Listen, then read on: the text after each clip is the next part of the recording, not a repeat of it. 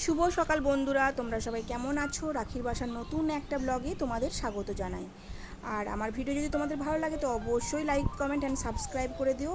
আর যারা already subscribe করে দিয়েছো তাদের অসংখ্য ধন্যবাদ ও ভালোবাসা। সকাল সকাল অনেকগুলো কাজ সারার পর আমি চলে এসেছি এখন মাছ বাছতে। সকালবেলায় মাছ কিনে আনা হয়েছিল বাড়ি থেকেই, তো সেই মাছগুলোর ছবি আমি ভিডিও করে রেখেছিলাম, বাট কোনো কারণে সেটা ডিলিট হয়ে গেছে। তো আমি মেমোরি থেকে খুঁজে পাচ্ছি না। তো একটা মাছ ওরই মধ্যে জ্যান্ত ছিল, তো সেই মাছটাকে আমি ছেলের জন্য জলের মধ্যে রেখে দিয়েছিলাম, কারণ ওইটা একটু নিয়ে খেলবে বলে। ছোটোবেলায় আমরা এরকম মাছ নিয়ে খেলা অনেক করেছি, কিন্তু এখন ওদের এতটাই ব্যস্ততম জীবন, তো ওরা এগুলো নিয়ে খেলতেই পারে না। তো সেই জন্য আমি মাছগুলো একটা মাছ জিয়েই রেখেছিলাম। তো এখন অনেকটা সময় পেরিয়ে গেছে, মাঝে মাঝে নড়ছে, মাঝে মাঝে আবার ওই যে দেখতে পাচ্ছ মাঝে মাঝে ওকে কাঠি দিয়ে করছে। তো আমার সমস্ত মাছ কাটা হয়ে গেছে। আমি মাছ কাটার ইয়েটাও ভিডিও করে রেখেছিলাম, কিন্তু সেটা কোনো কারণে ডিলিট হয়ে গেছে, পেলামই না। এবার এই মাছগুলো আজ আর আমি রান্না করব না, এগুলো সবই ফ্রোজেন করে রেখে দেবো। কারণ কি, আজকে শনিবার, নিরামিষ রান্না করব। তো প্রত্যেকটা কন্টেনার 4-5টা কন্টেনার নিয়েছি, তার মধ্যে আমি দিন অনুযায়ী মাছগুলো ভাগ করে করে রেখে দিয়েছি, কারণ এক এক দিনে এক একটা বার করবো আর এক একটাই রান্না করবো, তাহলে সব কটা মাছের কন্টেনারই বার করতে হবে না। এইভাবে আমি প্রত্যেকটা মাছকেই ফ্রোজেন করে রাখতে ফ্রিজে ঢুকিয়ে দিলাম। তো চলো সাথে থাকো।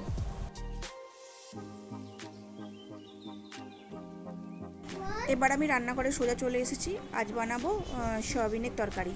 তো সেই জন্য পটল দিয়ে, আলু দিয়ে, সয়াবিন দিয়ে তরকারিটা বানিয়ে নিয়েছি। পটল দিয়েছি এই কারণেই, কারণ ছেলেটা সবজি খেতে চায় না, ওই জন্য আমি পটলটা দিয়ে দিয়েছি। আর ডালের মধ্যেও দিয়ে দিয়েছি গাজর। তো আমার সয়াবিনের তরকারিটা হয়েও গেছে, এবার এটাকে নামিয়ে নেব।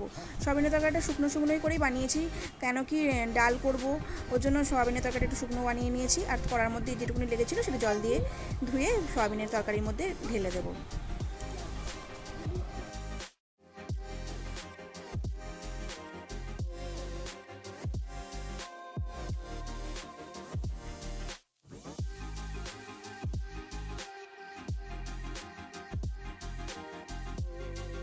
এরপর বসাবো লাউ শাক পোস্ত।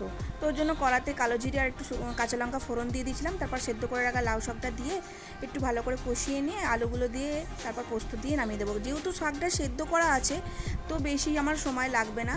একটুখানি কষিয়ে নিয়ে ভালো করে, যেহেতু সেদ্ধ করা আছে আর সেদ্ধ করে আলাদা করতে হবে না, অল্প পোস্তটা দেওয়ার পর 2-3 মিনিট ফুটিয়ে নিয়ে আমি লাউ শাক পোস্তটাকেও নামিয়ে নেব।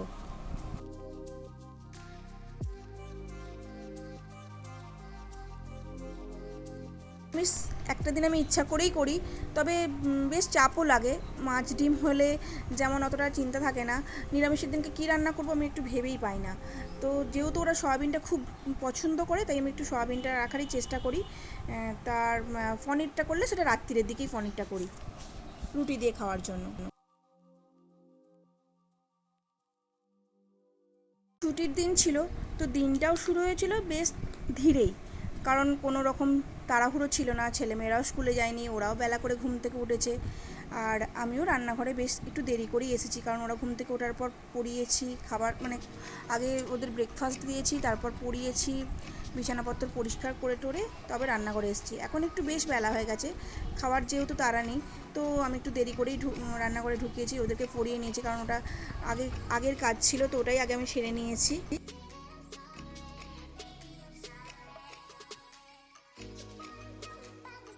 এইদিকে পোস্তটা হোক, আর ওইদিকে বেসিনের মধ্যে বেশ কিছু রান্না করতে করতে বাসনগুলো বেরিয়েছে, তো সেগুলোকেই আমি একটু মেজে নেব, কারণ সব বাসন তো বৌদি মেজে উঠতে পারবে না, আর মাজতে দিও না, কারণ ওরও কষ্ট হয়।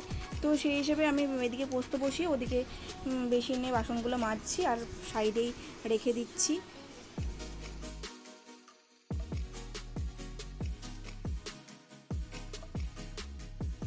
বাসনগুলো মাজতে মাজতে ভাবছি যে ওয়েদারটা তো বেশ আছে, দারুণ সুন্দর হাওয়া দিচ্ছে, রোদেরও তেজ নেই, একটুখানি বাগানতেই ঘুরেই আসবো, ট্রেনে ফ্রেশ হয়ে নিয়ে আমরা এবার একটু যাবো বাগানে। তো চলো, কথা বলতে বলতে আমরা বাগানে চলেও এসেছি। আমি এসেছি আর গোপুসোনা এসছে, সানভি আসেনি, সানভির শরীরটা ভালো নেই বলে সানভি আসলো না। আর গোপুসোনা বলছে চলো মা, তাড়াতাড়ি চলো, আম কুড়াবো। আর চারিদিকে দেখো শুধু সবুজ আর সবুজ, কি সুন্দর লাগছে না। দিকে গপু ছুটছে আম কুড়াতে, কারণ একটা ধূপ করে আম পড়লো। তো এই দেখো গপু আম কুড়িয়েও ফেলেছে।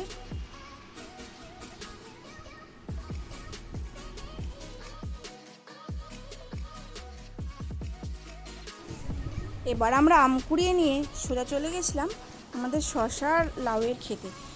শশা লাউগুলোকে দেখার জন্যই আর মেনলি বাগানে যাওয়া।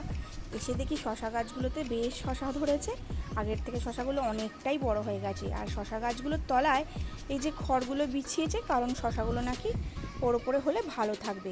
দেখতে পাচ্ছ অনেক শশা ধরেছে, আগেতে বড্ড ছোট ছোট ছিল, ফুল ছিল, এখন শশা গাছগুলোতে বেশ শশা ধরেছে। আর একটা জিনিস যেটা দেখলাম, শশা গাছগুলো এক একটা শশা গাছ মারাও গেছে। এই যে শশা গাছটা মারা গেছে, ওটাতে ফলও ধরেছিল, কেন কি জিজ্ঞাসা করতেও রাজা বলল ওগুলোকে খাবার দিয়ে এদিক ওদিক করে নাড়াচাড়া করতে গিয়ে মারা গেছে। আর এই যে ধরেছে লাউ। গাছের ফসল দেখলে বেশ মনটা ভালো হয়ে যায়, তা সেটা যেমনই হোক না কেন, নিজের গাছের জিনিস তার একটা ব্যাপারই আলাদা। তারপর আমরা ওখান থেকে বেরিয়ে একটু বাগানের অন্য প্রান্তে গেলাম। এটা হচ্ছে বাগানে ঢোকার আর একটা ফ্রন্ট। আর আমাদের বাড়ি, আমরা যেদিক দিয়ে আসি সেটা আমাদের বাড়ির পিছনটা দিয়ে আসি। ওখান থেকে বাগানটা 1 মিনিটের মতো রাস্তা। এটা হচ্ছে বাগান রাস্তা দিয়ে, মেন রাস্তা দিয়ে ঢুকলে এটা একটা আলাদা ফ্রন্ট। তো এখানে একটুখানি দাঁড়িয়ে রইলাম। আর আমার ছেলে ওই গাছে একটা আম পড়েছে বলে ওই গাছে ছুটে চলে গেল। তারপর সেখান থেকে চলে আসলাম দোলনা চাপতে। বাগানে আসবো আর দোলনা চাপবো না, এটা কখনো হয়? তো আমি আর ও দুজনে মিলে একটু দোলনা চাপছি। আর ও আমাকে দেখাচ্ছে, মা দেখছো আমার কেমন কেরামতি, আমি দাঁড়িয়ে দাঁড়িয়ে দোলনা চাপছি। তো দুজনে মিলে একটুখানি আনন্দ করে নিলাম। আর ও দোলনা থেকে একবার করে নামছে আর একবার করে উঠছে, এইভাবে ও দোলনা চাপছে। আমি বলছি ওকে তোর লেগে যাবে, কিন্তু ও তো শুনবে না। ও একটুখানি এরকমভাবেই দোলনা চাপবে। তো একবার সামনে একবার পিছনে এইভাবে দোলনা চেপে নিল। তারপর সেখান থেকে আমরা বাড়ি চলে এসেছিলাম।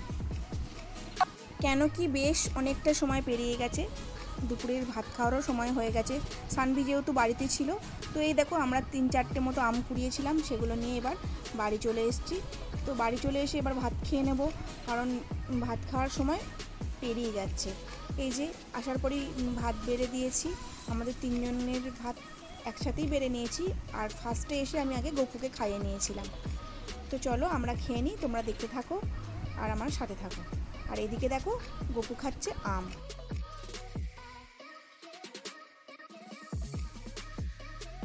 তারপর বেশ কিছুটা সময় পেরিয়ে গেছে, রান্নাঘরে এসে গেছি ভুট্টা পোড়াবো বলে। আমাকে এই ভুট্টাগুলো পাশের বাড়ি এক বৌদি দিয়েছিল, তো সেগুলোকে একটুখানি পুড়িয়ে সন্ধ্যাবেলা দেবো ওদেরকে।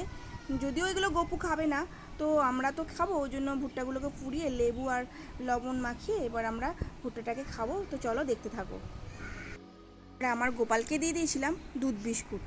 আমি ওকে বলেছিলাম যেটা তোকে নিজে হাতেই খেতে হবে, কেন কি ওকে আমি ভাত মুড়িটা খাইয়েই দিই, কিন্তু যেমন স্কুলের টিফিনগুলোও নিজে নিজে খেয়ে নেয়, টুকটাক জিনিসগুলোও নিজে হাতে খেয়ে নিতে পারে, কিন্তু ভাত মুড়িটাও খেতে পারে না।